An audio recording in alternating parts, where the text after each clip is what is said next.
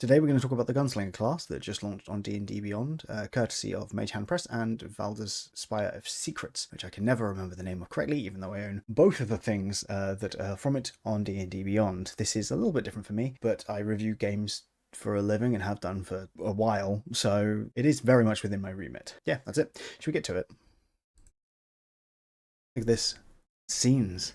So fancy. The Gunslinger class comes with not only the class itself, but also some feats and a couple of spells as well, which is very cool. Somehow they've managed to fit 6 subclasses into this, which is fantastic for players and for DMs who might be looking for more of the yeehaw in their games. So we're just going to talk about the features and the things that it does, and then talk about how I feel about them. And you can obviously chime in the comments as well. First of all, love the artwork. Fantastic stuff. The Gunslinger is, unsurprisingly, about guns. From a standard sort of stat points, it's a dexterity based class with D8 hit point dice, dexterity and charisma saving throws, which is pretty cool because it means you're less likely to be charmed a lot of the time. And then you've got obviously skill proficiencies and all of that good stuff as well. Naturally, simpler martial ranged weapons because that's important, and the light armor too. There's a lot going on with this class, at least at first glance. Level 1 is simple enough, but as soon as you get to level 2, you get these risk dice, which constantly get better as you level up as well. They not only get bigger, but you also get more of them. These are for maneuvers, but we'll go over those shortly.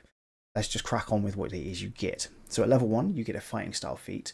What's really cool about the way that they've done this is it applies to ranged weapons even if it normally wouldn't. So you can take great weapon fighting as the example they give. As long as it's a heavy weapon or a weapon that you use with 2 hands, that still applies to your ranged weapons. You can do a sniper rifle build, for example, but with a great weapon master thrown in, which is super cool. You also get quick draw, which I actually think is half more flavor than anything and half really strong. The flavor thing is the double draw, which lets you draw 2 weapons when you would normally draw 1, and stow the same as well. The bit that's kind of nuts is the initiative part. It lets you have advantage on initiative rolls. As a multi-class dip, you need to have strength or dex at 13 and charisma at 13 to be able to dip into this, but getting permanent advantage on initiative rolls just for that, along with a weapon mastery as well, is really strong.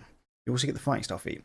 That's a lot for just 1 level of investment. Level 2, you get a couple of really cool things. So like I said, you get the risk dice, but we'll go to those in a second. First thing you get is critical shot, which means that you crit on a 19 or 20. This goes up at level 9 to 18 to 20, and then at level 17 to 17 to 20. Having this as part of the core class makes it feel very strong, just straight from the get-go. This is just 2 levels to not only get advantage on initiative and proficiency with all of the ranged weapons you could possibly want, but also for improved crits. It goes from a 5% to 15% chance unless you've got advantage, and realistically you're going to have advantage. There's so many ways to do it. I mean, if you're playing an elf with this class, you're going to be critting almost constantly. Champion fighters could never. The risk dice are interesting. You get them back on a short or long rest, which is fairly standard for this kind of thing. It can alter your saving throws depending on the risk dice involved, and it also gives you access to maneuvers. I'm going to quickly skip to the maneuvers so we can see them. Let's just quickly go through these. Bite the Bullet gives you temporary health, which is always solid. You get not only the number rolled on the die, but also your gunslinger level. So this scales up pretty nicely. Blind Fire lets you gain blind sight until the end of the turn, which could be really, really good if you're fighting invisible creatures or anything else like that. Dodge Roll lets you move without provoking opportunity attacks. Grazing Shot lets you deal damage even if you've missed, so a bit like Graze, makes sense. Maverick Spirit lets you basically improve your intelligence, wisdom, and charisma saving throws, which as a martial is gonna feel great. And then the final one there is Skin of the Teeth, which lets you dodge out of the way if you get hit by basically upping your AC for 1 hit. So cool stuff, all in all. Very strong, and that's just level 2. Level 3, you get your subclasses, which we will go through last because it feels weird otherwise, I think. Level 4, you get ASI. Obviously, level 5, you got extra attack, which is great, but you also get gut shot, which when you crit a creature that is large or smaller with a ranged attack using a weapon, as opposed to a ranged attack using a spell, which obviously does exist, the projectile lodges itself in the target, and then for 1 minute or until the target uses an attack to dislodge the projectile, its speed is halved, and it has disadvantage on attack rolls. You already have a 10% chance to crit, assuming no other things at this point. You're attacking twice per turn, so that obviously boosts that up substantially as well. So the chance to half the speed and grant disadvantage unless the thing that you're shooting wastes an attack basically to get this out. That's pretty darn strong. Super flavorful. Absolutely adore it. Does feel very strong. Level 7, Evasion. It's a classic, right? Why would you mess with a classic? There's no reason to do so. Level 11 is Overkill. When you deal damage with a ranged weapon that doesn't add your ability modifier to the roll, you add your ability modifier nonetheless. This is relevant because the weapons that have the firearm property don't let you add your ability modifier. If you already do add your ability modifier to a roll, say with a bow or something, the target takes an extra 1d8 of that weapon's damage type. It's strange to not really have to worry about your ability modifier for damage potentially up until this point, if you are using just guns, but this is a nice way of doing that. I know a lot of campaigns don't go past kind of the 11-12 level, so this could be viewed almost like a capstone for a lot of games, but it's strong, I think. And if you're doing silly shenanigans with darts, for example, or with hand crossbows where you're attacking a lot, then the 1d8 extra of damage is going to be incredibly relevant. So this could also be very, very strong. And again, if you're doing like a fighter multi-class with this, that could be preposterous. Level 13 gets you Cheat Death, which lets you basically stay alive if you would die, not flat out. You drop 1 hit point and then you regain hit points equal to your Gunslinger level.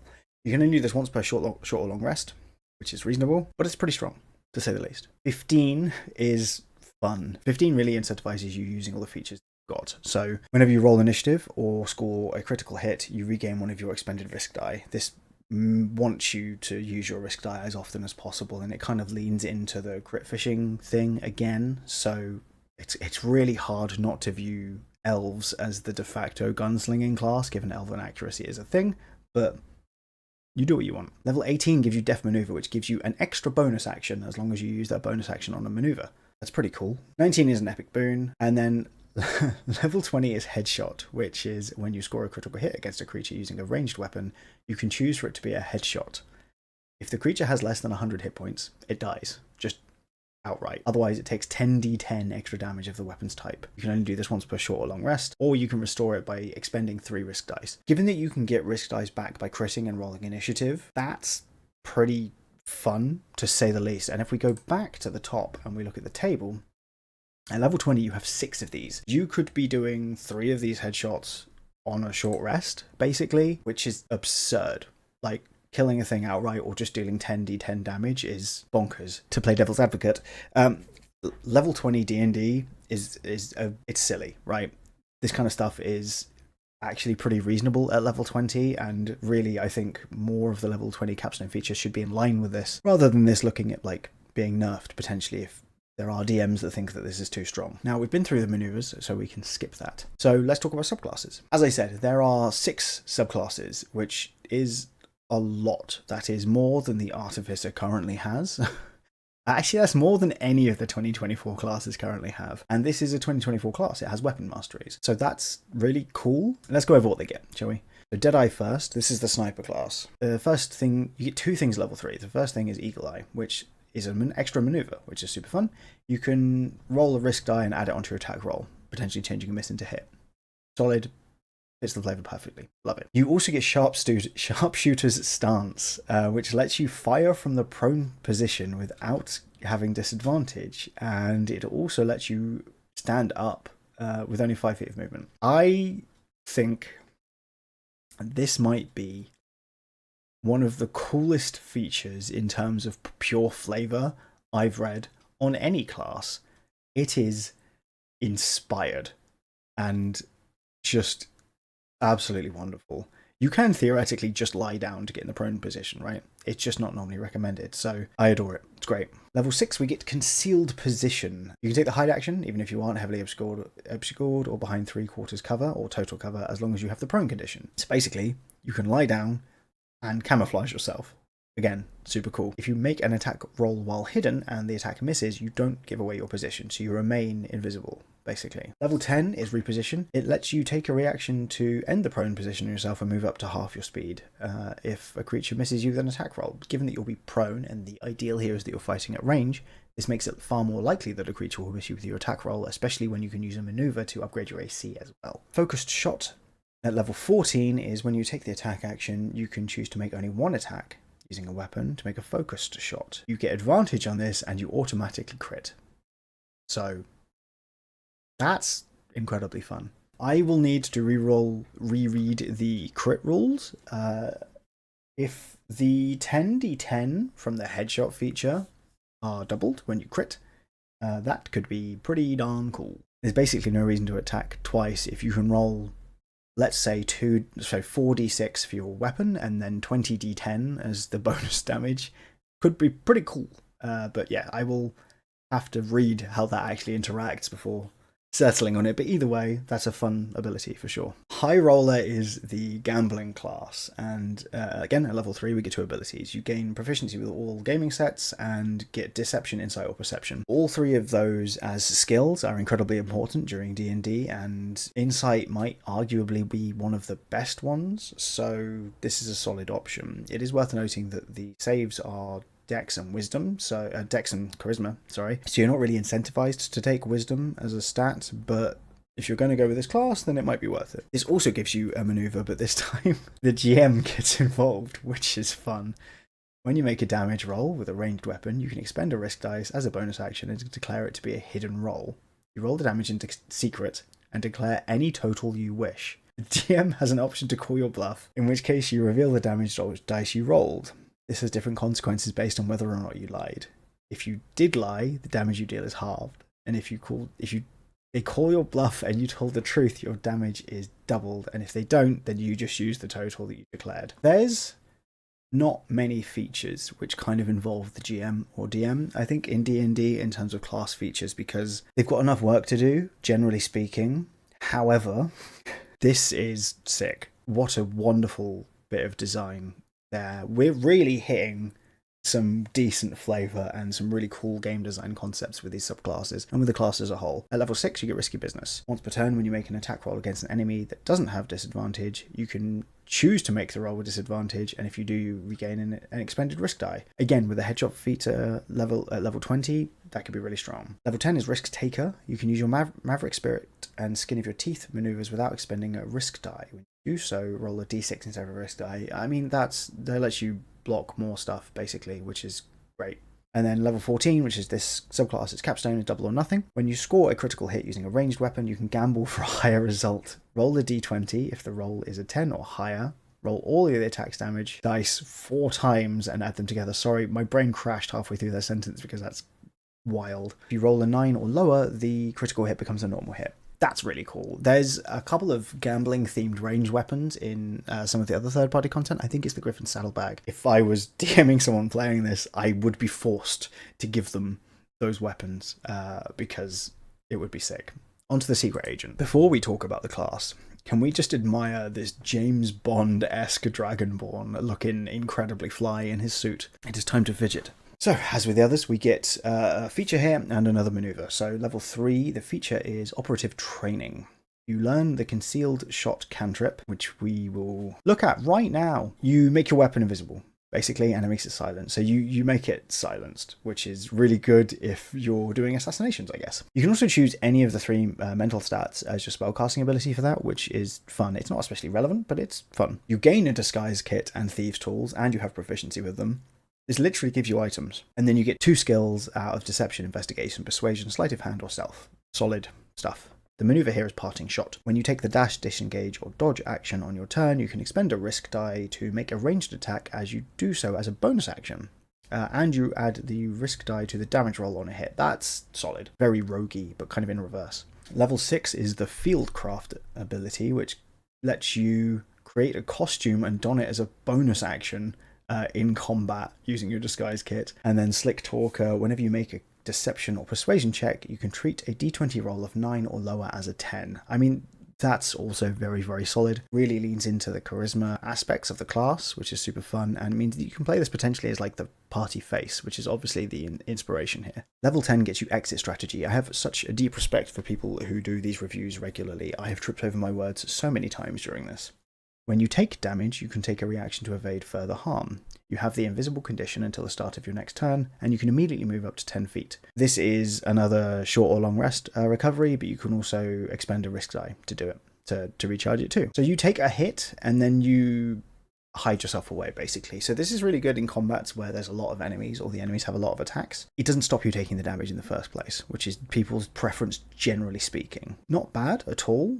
And again, very thematic, but it is worth noting. Level 14, of course, License to Kill. When you deal damage with a ranged weapon, you can expend 1 or 2 risk die and add them to the damage roll. If you roll the highest number on a risk die, you can roll the die again and add it to the damage without expending it, rolling it again if it is the higher number again, and so on. So it explodes, basically. The maximum number of risk die you can add to damage equals your proficiency bonus, which I think is 4 or 5 around level 14. Yeah, so you can, if you choose, potentially you can roll 1, and then if you max that out, you can keep doing that until you hit 4. You can roll 2, and then obviously up your chances. Very cool, and I'm here for it. Spellslinger is arguably where this kind of becomes more interesting for a lot of people, because people love a spellcasting martial class. So this could be a lot of fun. This basically argues that magic and guns aren't so different, which is also my argument for including guns in your D&D. At level 3, you get spellcasting, just straight up. You learn 2 cantrips from the wizard spell list. They recommend Firebolt and Message, and whenever you gain a Gunslinger level, you can replace one of them with another one from the wizard spell list. When you reach level 10, you get another cantrip. So 3 cantrips isn't bad at all. 2 cantrips isn't a bad start to. You also gain spell slots and prepared spells. So yeah. They recommend Chromatic Orb, Jump, and Shield. Jump is an interesting one because I don't think I see my players cast that very often. Shield is obviously a classic. Chromatic Orb is great. The number of spells goes up as you level up. I mean, that's all standard stuff. Of course, that's not all you get at level 3. That was so much. That was already so much. You learn the Finger Guns cantrip. This is another new one. You extend your thumb, your forefinger and thumb. Dangerous gesture mimicking a gun. For the duration, your hand counts as a simple ranged weapon with a range of 60 to 240 feet and the slow weapon mastery. Use your spellcasting ability instead of your dex. So if you wanted to go all in on intelligence, for example, this is a good way of doing it, especially because you probably took True Strike from the Wizard Initiate background, if that's how you're doing things. And then on hit, the weapon deals 2d6 force damage and doesn't add your ability modifier. Interestingly, at no point does this increase the damage. Instead, at level 5, 11, and 17, you get a boost to the range, which is an interesting way of doing it, especially because you don't add your ability modifier normally. Presumably, though, this, because it counts as a simple range weapon, so you'd get your ability modifier at level 11 when that feature comes in from the main class. Level 6, you get the Bladesinger extra attack, so you can replace one of your attacks with a cantrip. Oh, talking of which, the Finger Guns is a bonus action because you then have to use your action to fire it. So you create the weapon and then you fire the weapon. Level 10, you get Counter Mage because you've gotten really good at pew-pewing at mages, basically. First one is Abjuration Breaker.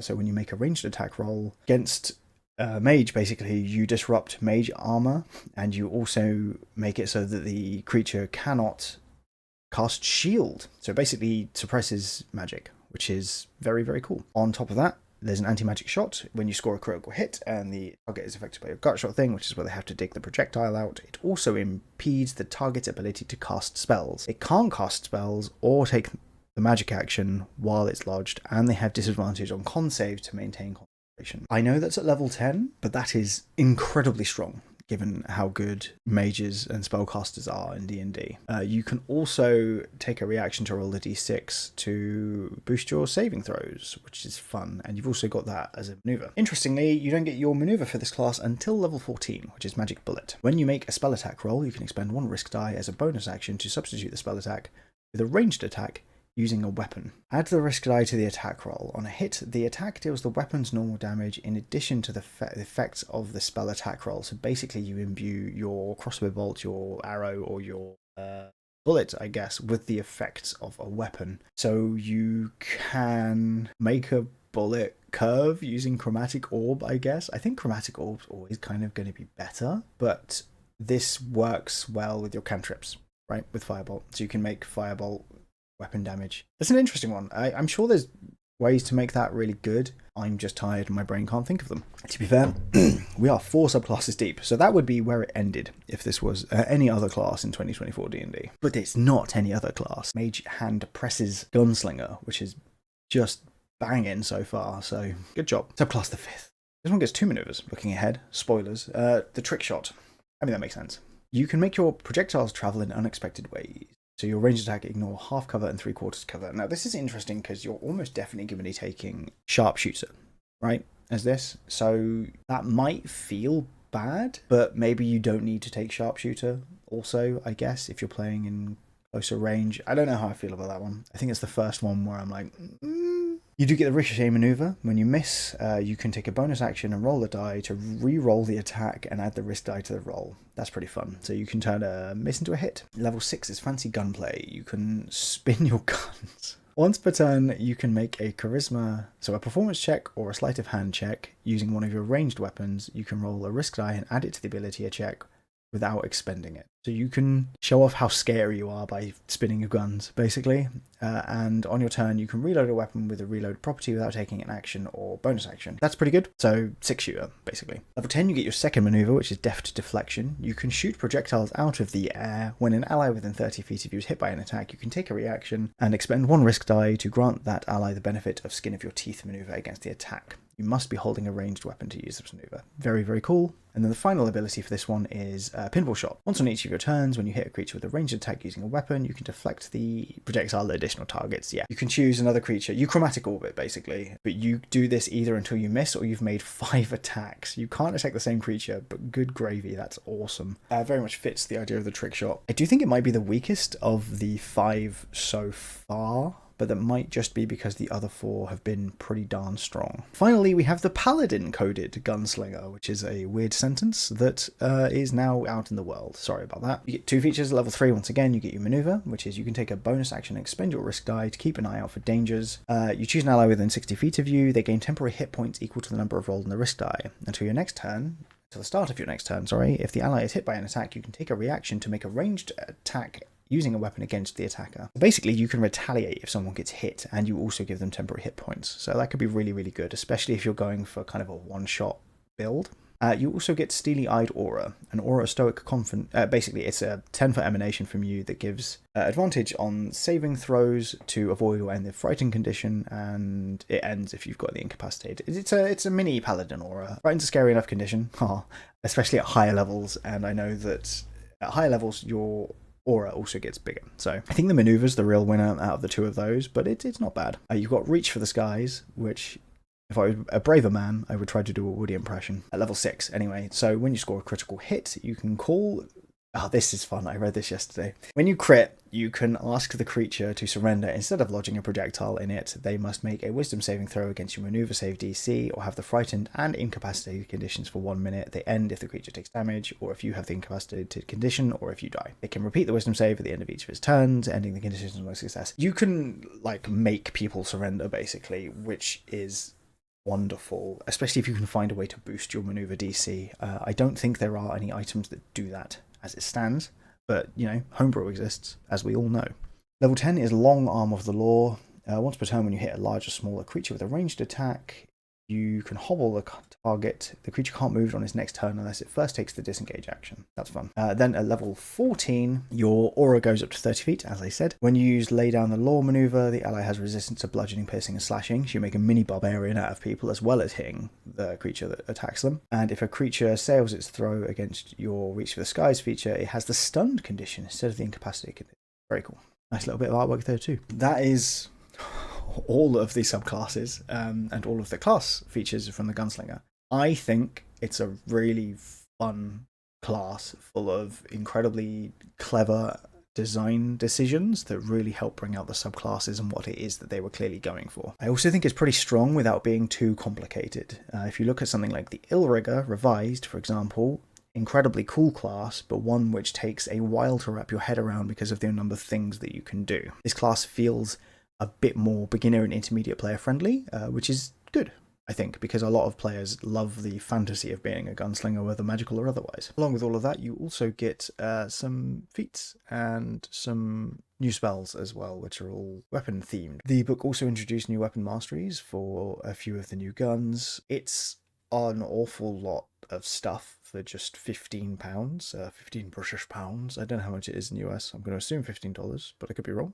I think it's phenomenal. I think it's a must-buy for anyone that plays via D&D Beyond and enjoys extra player options, as I think we all do. If you've liked the sound of any of this, then you should probably go and support Mage-Hand Press by buying it, because the more we support this kind of third-party content on D&D Beyond, hopefully the more we get of it. I know that there are a few other classes that I'd love to see, including Heliana's Guide to Monster Hunting, the Monster Hunter class, which I believe is, or the Monster Tamer class, which is Pokemon esque, which I would absolutely love to see in D&D Beyond, and I'm sure a lot of you would as well. That is it, however, for the first review I've ever done on this channel. If you enjoyed it, please like and subscribe. Let me know, and I will do more of them. I have lots of other third-party stuff, and I really like highlighting as much of the third-party content as I can, because I think it's what makes D&D special, really. That's why I'm such a big fan of Homebrew, too. If you enjoyed this, like and subscribe. Make sure you buy the book from Mage-Hand Press on D&D Beyond, or in physical, or Valdus Spire of Secrets, I guess, physically. But yeah, I will see you next time. Bye-bye.